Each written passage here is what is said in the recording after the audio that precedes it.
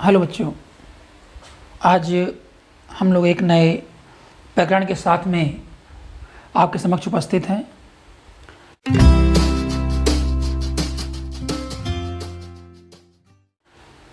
हिंदी में जिस प्रकार से व्याकरण की दृष्टि से देखा जाए तो अलंकारों का बड़ा ही महत्वपूर्ण स्थान होता है। सबसे पहले जरूरी समझना होता है कि अलंकार क्या हैं। अगर बड़ी साधारण भाषा में समझा जाए तो अलंकार दो शब्दों से मिलकर बना है, अलम और कार। अलम और कार। अलम का शाब्दिक अर्थ क्या हुआ? जो अलंकृत करे। क्या करे? अलंकृत करे। जो अलंकृत करे वो अलम हो गया, कार करने वाला हो गया। जो अलंकृत करे वही अलंकार है। कहने का आशय हो गया कि जैसे हमने बहुत छोटी कक्षा में पढ़ा है पहले भी और आज भी स्थिति है कि काव्य की शोभा या काव्य के गुणों को काव्य में सौंदर्य वर्धन के लिए जिस प्रकार से हम यहाँ पर अलंकारों का प्रयोग करते हैं, जैसे हम किसी नारी के सौंदर्य की शोभा का वर्धन करने के लिए विभिन्न प्रकार के आभूषणों के माध्यम से उसकी शोभा को दुगुणित करते हैं, उसकी शोभा को बढ़ाते हैं। जैसे हम अलंकारों वैसे ही हम अलंकारों के माध्यम से काव्य की शोभा को बढ़ाते हैं। कहने का सीधा सा अर्थ हो गया कि काव्य की शोभा बढ़ाने वाले गुणधर्मों को या तत्वों को हम क्या कहते हैं? अलंकार कहते हैं। बहुत सीधा सा है। थोड़ा सा एक बार आप समझ लेंगे तो फिर आपको कोई असुविधा नहीं होगी, आपको ना लिखने में ना ही प्रतियोगी परीक्षाओं में, क्योंकि ये हमारा आधार होता है। इसीलिए हमारे विद्वानों ने इसकी एक परिभाषा दी है कि अलंकरोति इति अलंकारः। जो अलंकृत करे वही अलंकार है। अलंकरोति इति अलंकारः, जो अलंकृत करता है, अर्थात काव्य में जो सौंदर्य वर्धन करता है, काव्य में जो सुंदरता को बढ़ाता है। क्योंकि बच्चों काव्य तो सुंदरता पर निर्भर करता है। जब तक किसी भी वस्तु में सुंदरता नहीं होती है, निश्चित रूप से वह कहीं ना कहीं हमें अच्छी नहीं लग रही है, हमें हितकर नहीं लग रही है। तो हमारे लिए आवश्यक होता है कि अलंकार हमारा हो गया, जो अलंकृत करे वो अलंकार है। अब ये बात आपकी समझ में आ गई है मुख्य रूप से। अब अलंकार के हमारे मुख्य होते हैं दो भेद होते हैं। कितने भेद हैं? दो भेद। एक हो गया शब्द अलंकार, दूसरा हो गया अर्थ अलंकार। तीसरा हमारे एक आचार्य थे भोज, उन्होंने इसको माना है उभय अलंकार को, उभय अलंकार को माना है। लेकिन हमारे जो मुख्यतः यात्रा है, हम लोग जो पढ़ रहे हैं, शब्द अलंकार का अर्थ क्या हुआ? शब्द तोड़ दीजिए, शब्द अलंकार हो गया, शब्द अलंकार हो गया। तो जहाँ शब्दों का के माध्यम से चमत्कार उत्पन्न किया जाए या सुंदरता को बढ़ाया जाए, वहाँ पर हो जाएगा हमारा शब्द अलंकार।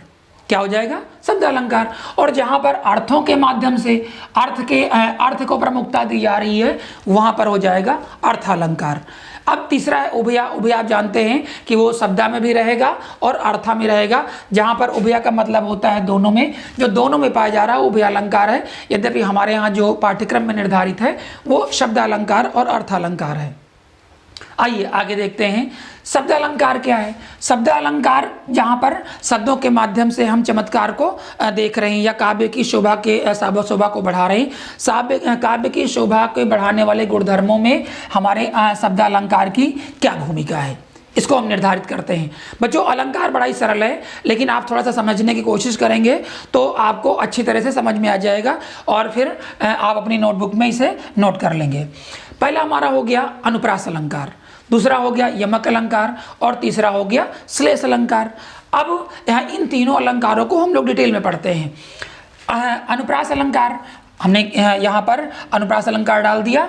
अब हम लिखेंगे परिभाषा। परिभाषा में क्या है कि अनुप्रास अलंकार का क्या हुआ? अनु का अर्थ होता है पीछे, अनु का अर्थ पीछे, जो एक वर्ण के पीछे पीछे या वर्णों के जो पीछे पीछे चले, वर्णों को जो पीछे पीछे चलता है वहाँ पर अनुप्रास होता है। अगर हम परिभाषा में बांधें इसको तो कह सकते हैं कि वर्णों की आवृत्ति को हम अनुप्रास अलंकार कहते हैं। क्या लिख सकते हैं कि वर्णों की आवृत्ति को हम अनुप्रास अलंकार कहते हैं। आवृत्ति का मतलब हुआ बार बार आना। उदाहरण देखते हैं।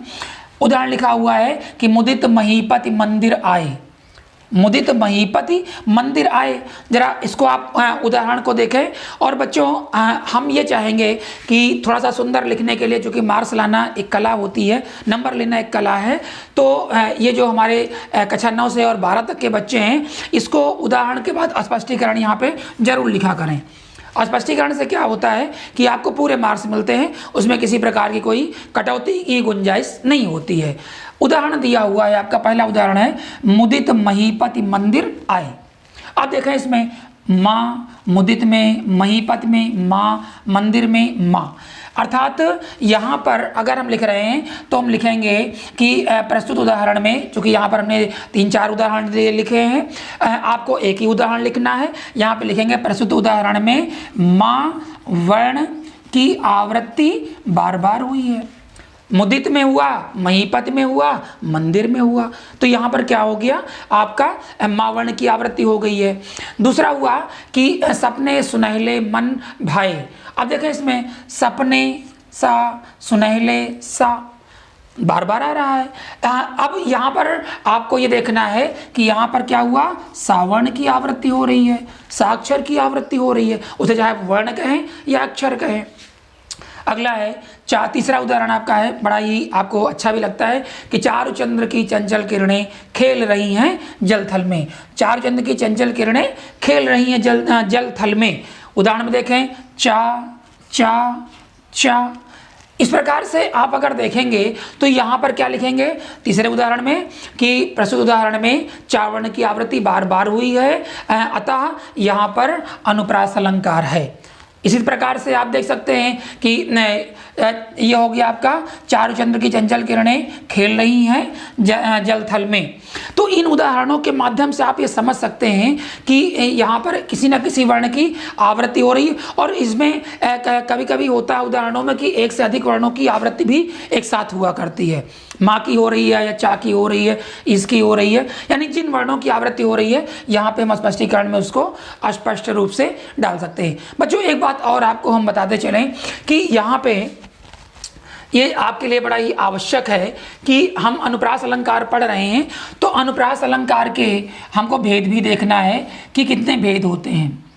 अनुप्रास अलंकार के आपको भेद भी देखना है, क्योंकि जब हम प्रतियोगी परीक्षाओं में जाते हैं तो वहाँ पर ये देखना पड़ता है कि हमारा ये पूछा जाता है कि यहाँ पे अनुप्रास तो है लेकिन यहाँ पर कौन सा अनुप्रास प्रयुक्त हुआ है। क्योंकि अनुप्रास के मुख्य आपके 5 भेद होते हैं।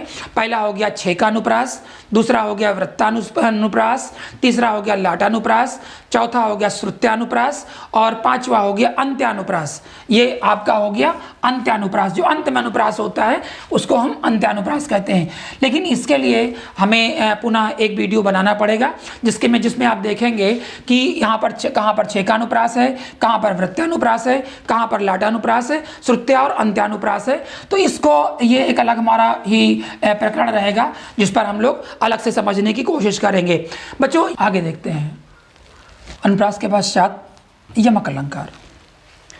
यमक अलंकार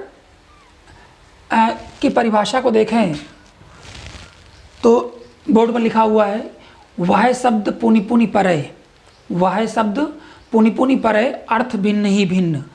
कहने का आशय हो गया, अगर इसको आप याद कर लेंगे तो फिर निश्चित रूप से आपको परिभाषा में कोई असुविधा नहीं होगी। शब्द एक ही आ रहा है लेकिन उसके अर्थ क्या हो रहे हैं, पुनि पुनि बार बार आ रहा आएगा, लेकिन अर्थ क्या होंगे, भिन्न भिन्न होंगे। अर्थात शब्द एक ही बार आएगा परंतु अर्थ भिन्न भिन्न होंगे। आइए उदाहरण देखते हैं। पहला उदाहरण लिखा हुआ है कनक कनक ते सौगुनी मादकता अधिकाय या खाए बौराए जग व पाए बौराए। अब यहाँ पर कनक कनक 2 बार आया हुआ है, तुरंत यहाँ पर आप आ जाएंगे स्पष्टीकरण में और स्पष्टीकरण में लिखेंगे कि पहले कनक का क्या अर्थ है, सोना हो गया, सोना हो गया, सोना। और दूसरे कनक का क्या अर्थ हो गया, धतूरा हो गया, धतूरा।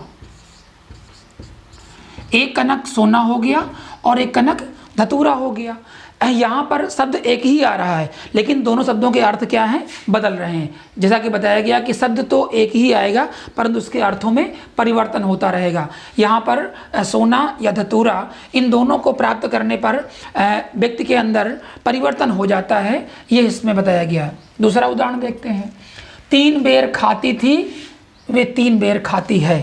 अब यहाँ देखो, 3 बेर 3 बेर क्या करती है वो, स्पष्टीकरण में जाओ तो 3 बेर, 3 बेर माने 3 बार। कितनी बार, 3 बार, 3, जिसको आप टाइम बोलते हैं। 3 बेर खाती थी वो, और कितनी बेर खाती है, 3 बेर, 3 बेर खाती है वो 3 बेर खाती है और 3 बार खाती है। कहने का हो गया 3 बेर खाती थी, 3 बार खाती है, और वे 3 बेर खाती है। हर बार वो कितनी बेर खा रही है, 3 बेर खा रही है। स्पष्ट हो गया होगा, कोई असुविधा नहीं होगी। अगला उदाहरण देखें, तीसरा है जेते तुम तारे तेते नभ में ना तारे हैं। जेते तुम तारे और उतने नभ में ना तारे हैं। तारे तारे यहाँ 2 बार आया है बच्चों। उदाहरण देखें, और इस उदाहरण के माध्यम से यहाँ पर आपको ये देखने को मिलेगा कि जेते तुम तारे, तुमने जितने को तारा है, तारे माने उद्धार करना, उद्धार करना। जेते तुम तारे, जितने को तुमने तारा है, तेते नभ में ना तारे हैं, और तारा आपके जो सितारे हैं, जो तारे हैं, आकाश के तारे हैं। तो यहाँ पर भी तारे के 2 अर्थ हो गए, यानी उद्धार करना और तारों की तरफ संकेत करते हुए। तो जेते तुम तारे तेते नभ में ना तारे हैं। बच्चों यहाँ पे हम यही देख रहे हैं कि शब्द तो एक ही आ रहा है, परंतु उसके अर्थ भिन्न भिन्न हो रहे हैं, और जहाँ अर्थ भिन्न भिन्न हो जाते हैं वहाँ पर आपका हो जाता है यमक अलंकार। अगला देखें, श्लेष अलंकार। श्लेष अलंकार को देखने के लिए बड़ा ही इंपॉर्टेंट है, और अधिकतर बच्चे इसमें कंफ्यूज हुआ करते हैं। बच्चों को लगता है कि यहाँ श्लेष का क्या मतलब हुआ। श्लेष का जो शाब्दिक अर्थ है वो होता है चिपका हुआ, चिपका, अर्थात अर्थ शब्द के अंदर चिपका हुआ होता है। जैसे जैसे शब्द चलेगा वैसे ही अर्थ उसके साथ चिपका हुआ रहेगा, उसे खोजना रहता है। परिभाषा में देखें, लिखा हुआ है कि बोर्ड पर आप देखें, श्लिष्ट पदों में अनेक वर्णों के कथन को श्लेष कहते हैं। शब्द तो आपका एक ही बार आ रहा है, एक ही बार आएगा, परंतु उसके अर्थ क्या होंगे, भिन्न भिन्न होंगे। और जब अर्थ भिन्न भिन्न होते हैं तो वहां पर क्या हो जाता है, आपका श्लेष अलंकार हो जाता है। यमक में और श्लेष में बच्चों कंफ्यूजन नहीं होना है। ये यहाँ पर आपका शब्द एक से अधिक बार आएगा तब अर्थ भिन्न भिन्न होंगे, परंतु आपका जो श्लेष है, श्लेष में एक ही शब्द आता है परंतु उसका अर्थ बदल जाता है। उदाहरण के माध्यम से समझने की कोशिश करें। पहला हुआ है कि माया महा ठगनी हम जानी, तिरगुन फांस लिए कर डोले, पोले मधुरी बानी, माया महा ठगनी हम जानी।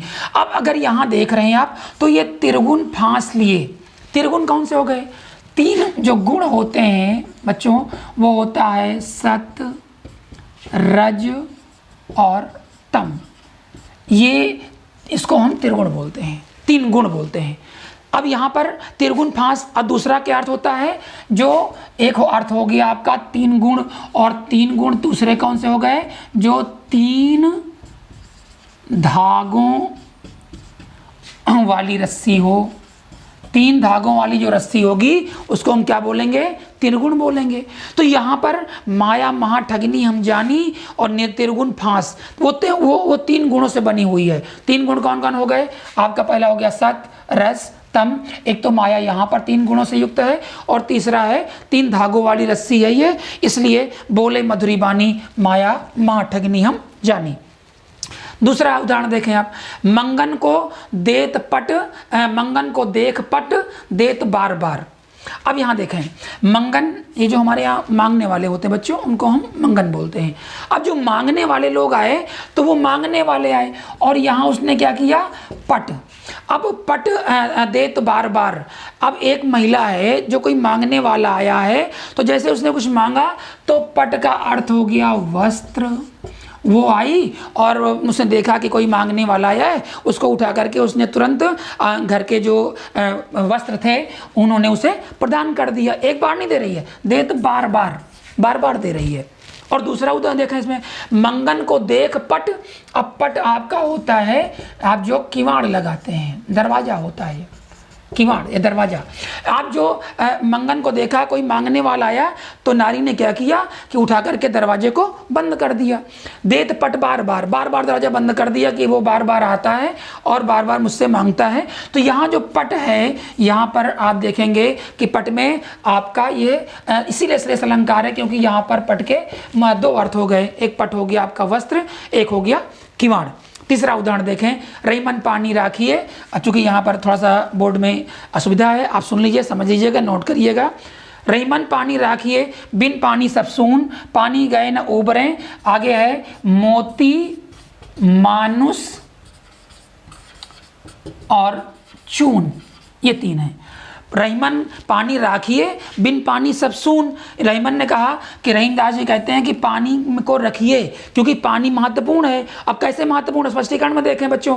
पानी बोले पानी गए ना उबरे, अगर पानी नहीं है तो फिर मोती के लिए पानी, आप जब समझ रहे हैं कि क्या होती है, मोती के लिए पानी हो गया चमक, मोती के लिए पानी हो गया चमक। मोती मनुष्य के लिए क्या हो गया, प्रतिष्ठा हो गई, प्रतिष्ठा।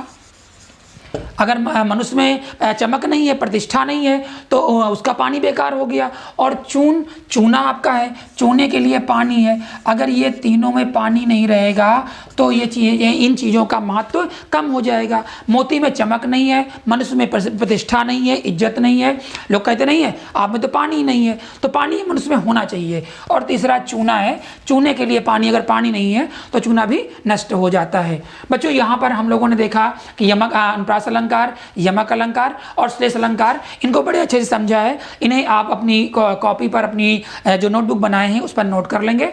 और जहाँ कहीं असुविधा होती है तो आप पुनः वीडियो को बार बार देखेंगे, निश्चित रूप से आपकी समझ में आएगा। चाहे वो आप प्रतियोगी परीक्षा दे रहे हों या आप हाई स्कूल, इंटर जो बोर्ड एग्जाम आगामी समय में आने वाले हैं इनमें दे रहे हों। मैं पुनः एक नए वीडियो के साथ फिर आपसे भेंट करूँगा। इसके पहले वीडियो को लाइक, शेयर और सब्सक्राइब अवश्य करें। धन्यवाद।